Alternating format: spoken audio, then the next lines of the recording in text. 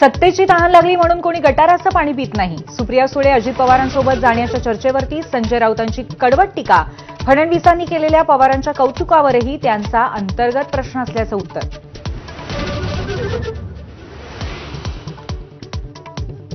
नरकातला स्वर्ग पुस्तकाची प्रत एकनाथ शिंदेंना पाठवली आहे. लढाईचं कसं ते शिका असा सल्ला दिल्याची माहिती. फडणवीस राज ठाकरेंनाही पुस्तक पाठवलं. इंग्रजी भाषांतर झाल्यावर मोदी आणि अमित शहांना देण्याचा निर्धार.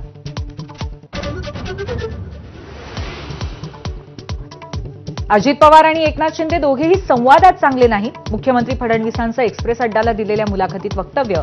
शरद पवारांची केली तारीफ.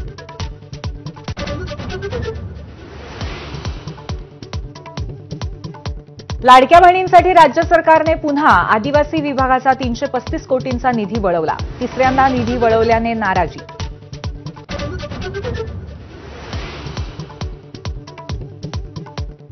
ठाकरेंच्या शिवसेनेचे नेते बाळा दराडेंनी राहुल गांधींना दिलेल्या धमकीनंतर काँग्रेस आक्रमक. पदाधिकारी घेणार पोलीस आयुक्तांची भेट.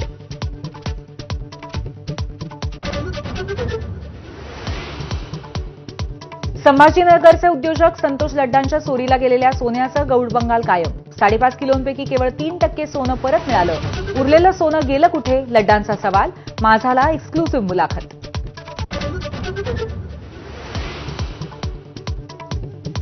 हगवणेंचे वकील अॅडव्होकेट दुशिंग यांच्यावरही 2022च्या एका प्रकरणामध्ये गुन्हा दाखल असल्याचं उघड. कॉलर पकडून सरकारी वकिलाला मारहाण केली होती. अटकपूर्व जामिनामुळे टळली होती अटक.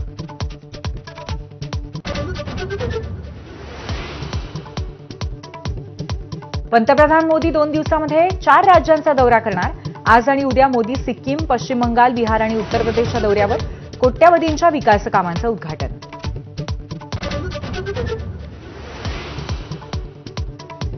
राज्यात पाऊसबळींची संख्या 39 वर. राज्य आपत्ती व्यवस्थापन विभागाकडून माहिती सादर.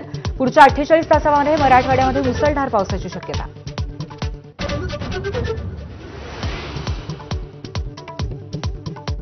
देशभरामध्ये कोरोनाबाधितांची संख्या 1300 वर.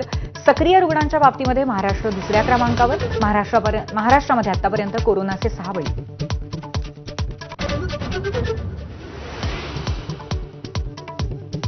अमेरिकेचे अध्यक्ष डोनाल्ड ट्रम्प यांना कोर्टाचा दणका. आयात कर लावण्याच्या निर्णयाला स्थगिती. निर्णय घटनाविरोधी असल्याचं कोर्टाचं निरीक्षण.